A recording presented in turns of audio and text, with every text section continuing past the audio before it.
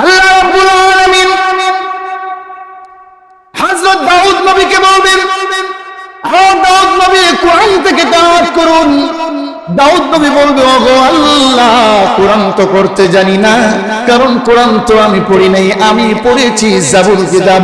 আল্লাহ বলবেন, ও দাউদ নবী, কোরআন পড়তে হবে না। আল্লাহ বলবেন, কুন ফায়াকুন, কোরআনের হাফেজ হয়ে যাও। ওই দিন দাউদ নবী কোরআনের হাফেজ হয়ে যাবে। সূরা বাকারা, সূরা ফাতিহা, বাকারা থেকে তিনি শুরু করবেন, পড়তে পড়তে লক্ষ লক্ষ বছর চলে যাবে। এরপরে আল্লাহ বলবেন, ও জান্নাতীরা, এর চাইতে মধুর তেলাওয়াত কি তোমরা শুনতে চাও? জান্নাতীরা বলবেন, ও আল্লাহ, এর চাইতে মধুর তেলাওয়াত আছে নাকি? আল্লাহ বলবেন, হ্যাঁ, এর চাইতে মধুর তেলাওয়াত আছে।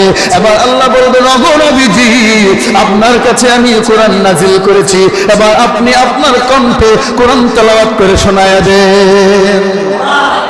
আল্লাহ নবী, বিশ্ব নবী, রাহমাতুল লিল আলামিন সূরা ইয়াসিন থেকে যখন তেলাওয়াত করতে শুরু করবে, তেলাওয়াত করতে করতে লক্ষ লক্ষ বছর কেটে যাবে। জান্নাতীরা আনন্দে বেহুশ হয়ে জান্নাতের মাটিতে পড়ে যাবে। আল্লাহ রাব্বুল আলামিন বলবেন, ও জান্নাতীরা, এবার উঠো উঠো। জান্নাতীরা বলবে, আল্লাহ, এত মধুর তেলাওয়াত জিন্দেগিতে কোনোদিন শুনি নাই গো আল্লাহ। আল্লাহ বলবেন, ও জান্নাতীরা, এর চাইতে মধুর তেলাওয়াত আছে, শুনবানি। আল্লাহু আকবার বলবেন না? আরেকটু জোরে বলেন, আল্লাহু আকবার। জান্নাতীরা বলবেন, ওগো আল্লাহ, এর চাইতেও মধুর তেলাওয়াত আসেনি।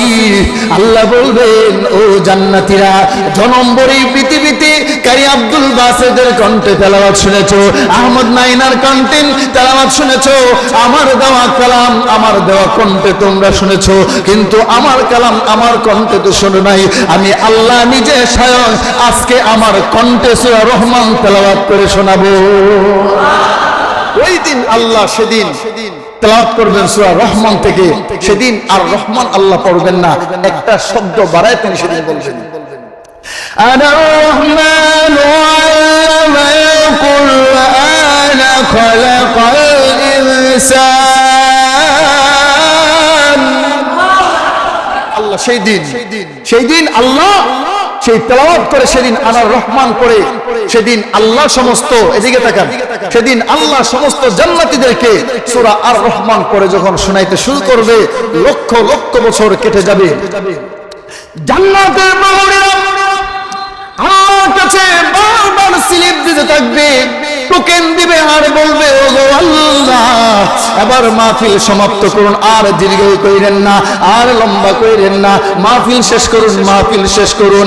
ওগো আল্লাহ, মাহফিল যদি শেষ না করেন, আমরা আমাদের স্বামীদেরকে হারিয়ে ফেলবো, এবার মাহফিল সমাপ্ত করুন। আল্লাহ বলবেন, ও জান্নাতীরা, আজকের মতো মাহফিল এখানেই সমাপ্ত, আজকে যার যার নিয়ে যার যার ঘরে ফিরে যাও। সমস্ত জান্নাতীরা যখন জান্নাতের দ্বার দিয়ে যখন ঢুকতে যাবে, তাদের স্ত্রী হুরেরা পরগীন দৃষ্টিতে জান্নাতি স্বামীদের দিকে তাকায় থাকবে।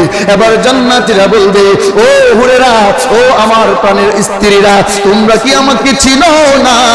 এবার স্ত্রীরা বলবে, চিনতে অসুবিধা হচ্ছে, এর কারণ হলো জান্নাতে ঢোকার পরে যেমন সৌন্দর্য ছিলেন, আল্লাহর মাহফিল থেকে আসার পরে লক্ষ কোটি গুণ সুন্দর বেড়ে গিয়েছে।